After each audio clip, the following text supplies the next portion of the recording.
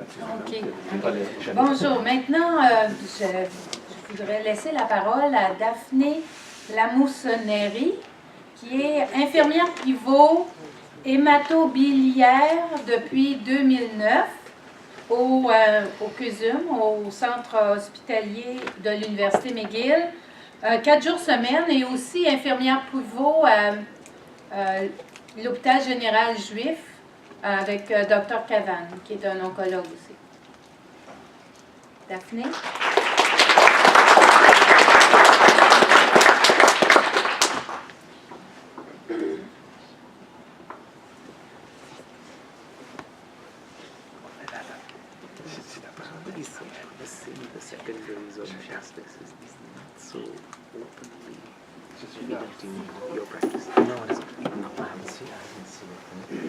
J'aime aussi dire que je suis la maman de 10 filles limitant.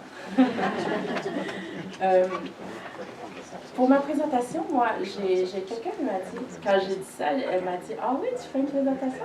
Pourquoi? » J'ai pensé « Ah, elle a raison. » Mais je crois que après que mon équipe a parlé, je crois que ce qu'ils m'ont demandé de faire, mon mandat d'aujourd'hui, c'est comme l'opinion de l'infirmière pivot. C'est aussi, je crois que je fais un petit résumé de ce qu'ils disent, et puis je crois que ça va montrer que notre équipe est en cohésion, et puis on s'entend pour dire que l'équipe multidisciplinaire est importante avec la population des patients neuroendocrines, des patients de cancer neuroendocrine. J'ai pensé aussi à lui. C'est un de nos jeunes patients avec justement un cancer neuroendocrine métastatique, en fait, stade 4, mais avec un grade bas, mais qui était très symptomatique quand il a fait le tour du Mexique en moto. Il avait de la difficulté à respirer, la masse compressait ses artères au poumon, et puis beaucoup de difficulté à respirer, mais quand même il l'a fait. Et puis un mot qu'il disait, il disait « Daphné, je me sens un peu comme un intrus, comme comment on dit ça? » Imposteur. Un imposteur. Parce qu'il me disait, écoute, tu sais, j'ai une maladie grave avancée, et puis bon, quand je vois mes collègues à l'épicerie, tu sais, je travaille plus, là, ça fait longtemps que je travaille plus à cause de la maladie, puis je les vois à l'épicerie, puis eux autres, ils me voient, tu sais, je suis bien, je raconte mon voyage, tout et tout. Mais tu sais, il a dit, tu sais, je me sens comme, tu sais, imposteur un peu. Les gens ne comprennent pas trop, parce que c'est pas sur mon visage. Et puis, mais je vis avec ça. So, j'aimais montrer cette image, et puis j'aimais ce qu'il m'avait dit.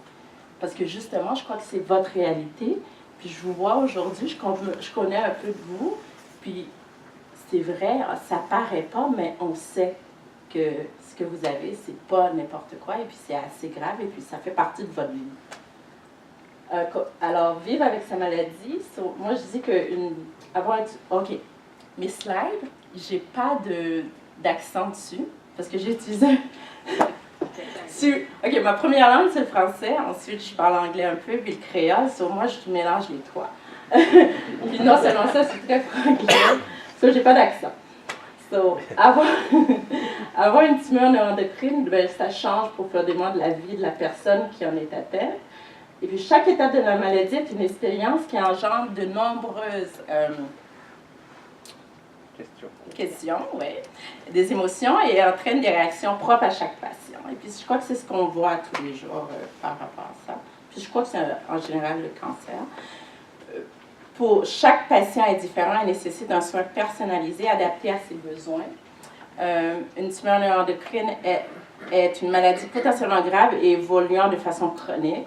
Alors, c'est souvent, ce mot-là revient, c'est chronique. Comme Dr. Assela l'indiquait, c'est comme un peu gérer l'insuline. C'est pas la même chose, mais c'est dans ce sens-là qu'on le dit. Il peut y avoir une influence sur le psychisme.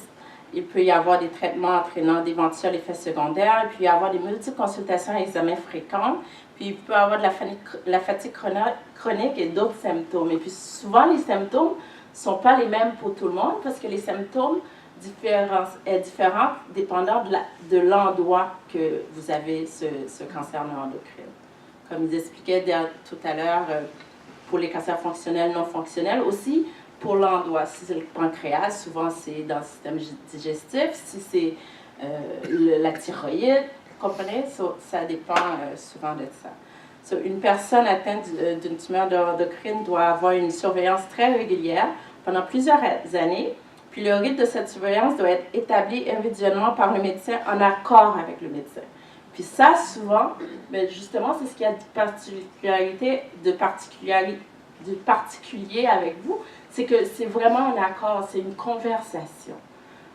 C'est pas comme un patient avec un cancer primaire du pancréas qui est adénocarcinome, qui est plus agressif, et puis eux autres, ils ont de la chimiothérapie peut-être à tous les semaines ou bien à tous les 2 semaines et on les voit plus régulièrement. Vous, c'est vraiment sur le long terme, c'est encore chronique. Tout à l'heure, ils ont montré le poster boy pour le cancer non endocrine du pancréas, c'était Steve Jobs, 1-2.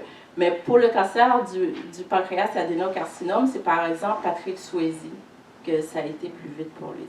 Souvent, en faisant les images comme ça, on voit que la longévité et puis l'expérience aussi qu'ils ont eue. Parce que Steve Jobs a continué à travailler, à vivre sa vie, tandis que Patrick Swayze, je ne sais pas si vous vous rappelez les photos que vous avez vues, il était très mince, tout et tout. On voit la différence dans ces 2 images que l'expérience est différente.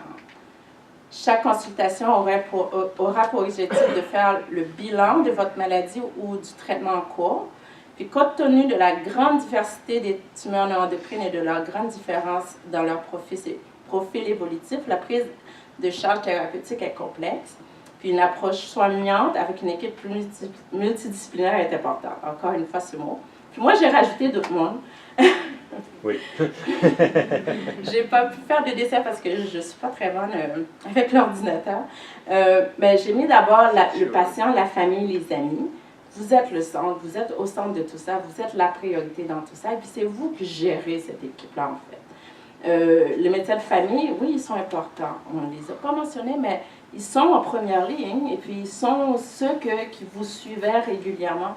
Puis c'est aussi ceux qu'il faut retourner voir et puis parler si on vous a découvert quelque chose et puis leur expliquer, puis leur mettre à jour de ce qui se passe.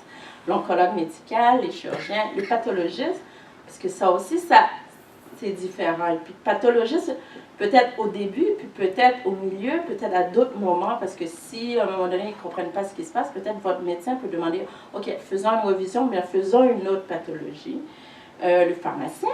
Le pharmacien est important. On a des pharmaciens à l'extérieur, les pharmaciens de l'hôpital, surtout pour les gens qui sont peut-être sur des médicaments ciblés.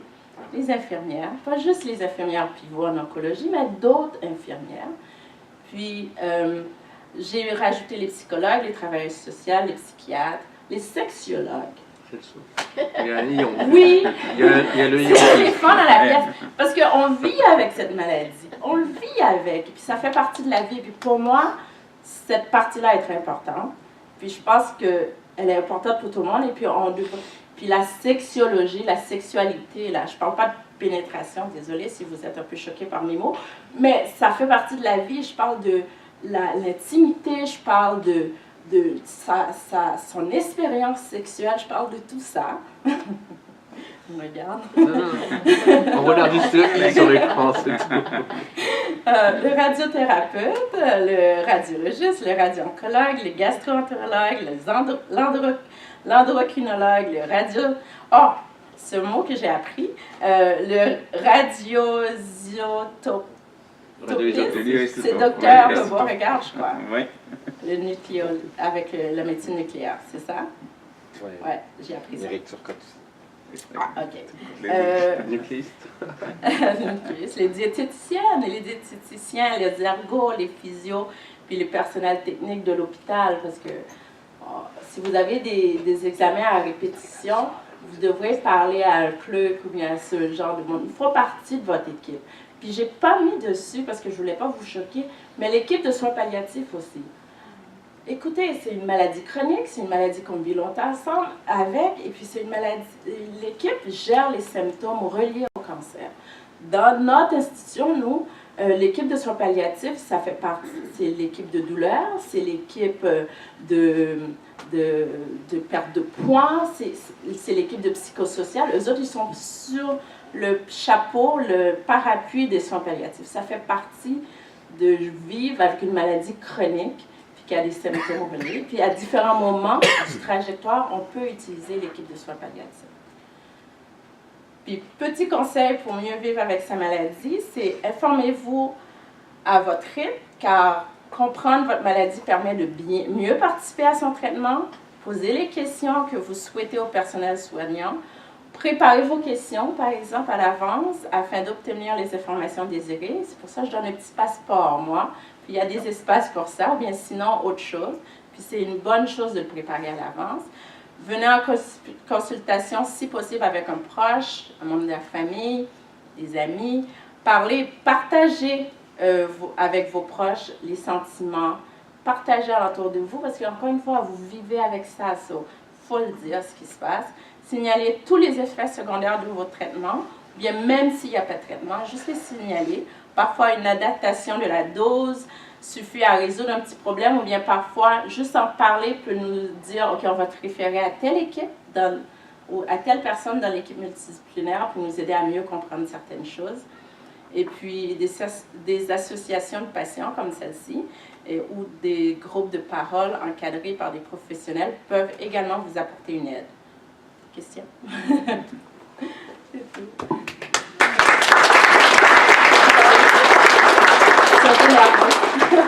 Merci beaucoup, Daphné. Avez-vous des questions? Oui. Bonjour. Bonjour. Merci beaucoup pour la présentation. Ma conjointe est suivie par le Dr Cabane, puis on ne vous a jamais rencontré. Oui, ça se peut, parce qu'une infirmière pivot, surtout moi, dans mon cas, je ne fais pas juste avec les patients avec les cancers neuroendocrines. Je suis, par exemple, au MUHC avec l'équipe hépatobiliaire, sur les patients qui ont le cancer du pancréas, cholangio et d'autres choses. Alors, peut-être si le médecin ne voit pas l'intérêt de présenter l'infirmière pivot, il ne va pas nécessairement le faire, mais si vous demandez, ou bien s'il y a quelque chose que... Souvent, je suis là, moi je suis là le jeudi seulement, avec le Dr Cabane, mais souvent je suis là pour enseigner, pour accompagner dans certaines choses. Et puis si vous le demandez, ben, il va être plus alerte ou bien plus... OK. L'autre question dans ce sens-là, Ouais. c'est ma conjointe est suivie avec l'endocrinologue Dr Rivera, qui Ouais. est dans un autre centre hospitalier. Exactement. Dr Cabane au Juif. Est-ce que le travail d'équipe existe quand même? Oui, parce qu'ils se communiquent. Ce sont des collègues. Il y a des lettres qui se font. Et puis, c'est pour ça aussi, je dis de prendre des notes. Et puis, quand vous parlez avec mon médecin, par exemple, dans le cas des médecins, moi, avec qui je travaille, ils donnent souvent les résultats de sanguin, ils donnent souvent tous les résultats nécessaires pour que le patient ait ça en main. On a beaucoup de patients parce que c'est un cancer rare. Ce n'est pas tous les gens qui ont l'expertise. J'ai des patients de Rimouski qui voient leur médecin de famille ailleurs, qui ont eu leur chirurgie ailleurs, qui vont à Québec faire des traitements avec le Dr Beauregard, qui vont à Sherbrooke faire des scans. Vous comprenez? Vous voyagez beaucoup parce que l'expertise n'est pas nécessairement à une seule place. Ce que le Dr Chaudry disait par rapport à la chirurgie, c'est vrai parce qu'il faut aller où le volume est plus grand. Mais c'est la même chose par rapport à l'oncologue, qu'on en a un à MUHC. Il y a Dr Rivera qui est avec nous, à MUHC, qui fait partie de notre équipe, mais en même temps, il est consulté aussi. Alors, souvent, malheureusement, on vous demande cette chose de rester alerte et puis de rester à jour dans vos choses, parce que vous vivez longtemps avec ça. OK. La question de ma conjointe, parce que c'est pas pour la maladie, c'est dans l'équipe, elle ne voit pas de chirurgien. Puis elle me disait aujourd'hui, elle dit, est-ce qu'elle devrait avoir un chirurgien dans l'équipe? Si elle a, exemple, elle a 3 lésions au foie qui sont stables, puis là, elle dit, oui, à quel moment est-ce que les lésions devraient être Une considérées? question à poser à votre oncologue. Vraiment, Oncologue? OK. soyez ouvert avec votre oncologue. Soyez ouvert avec votre équipe médicale. Il n'y a pas de questions qui ne sont pas bonnes. Il s'agit de votre santé, il s'agit de vous, puis c'est correct. S'il y a un gène, s'il y a S'il y a un problème, c'est eux le problème. Mais je vous dis, on n'a pas les réponses non plus. Et puis, on n'a pas toujours toutes les réponses. Et puis, c'est pas gris ou noir, c'est pas noir ou blanc, c'est vraiment gris. Tout est gris, tout est brouillard. Mais au moins, en parler aide à ouvrir des discussions et puis aide à trouver des pistes de solutions. Puis, dans toute cette équipe-là, vous allez trouver quelqu'un que vous pouvez être partenaire avec.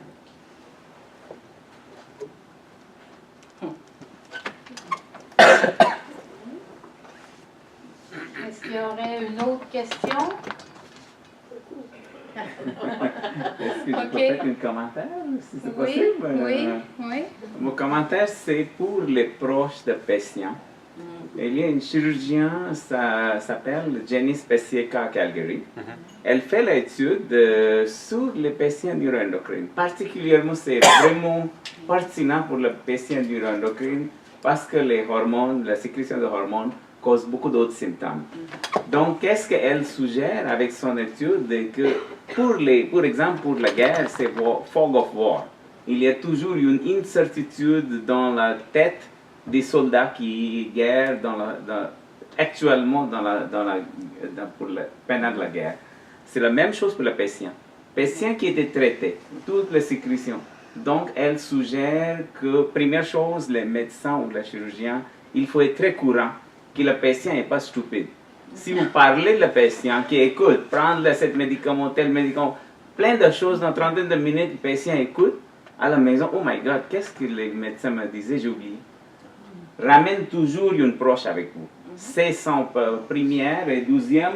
Je n'ai pas appel à l'infirmière, appel à la secrétaire de docteur pour trouver. Mais je seulement soulevé ce point parce que les proches, c'est actuellement très, très, très important. Et ça me ramène à la deuxième point, que les proches est la brûleur de burn-out pour la proche. C'est autre chose, il faut que votre équipe peut-être gère les proches aussi pour donner le conseil. C'est les deux choses qu'on a trouvées comme le CNETS Canada, on parle partout que les proches est également important. On le fait. C'est ça, le fog of patience, il faut prendre ça. Mais dans votre justement, conscience. vous faites bien, c'est pour ça qu'on encourage les proches, les gens, les aidants naturels à venir. Et puis, avec notre équipe psychosociale en oncologie, les proches ont droit à ce service. Puis, même si le patient ne veut pas, le proche a le droit à venir seul. Il y a des sessions familiales ou quoi que ce soit. So, encore une fois, c'est peut-être pas peut-être dans votre centre, il n'y a pas quelque chose, mais informez-vous. Et informez-vous dans votre région. C'est pour ça que le médecin de famille est important. Tous ces gens-là, informez-vous, parlez-en. Ça va? On passerait au dîner qui va se dérouler dans une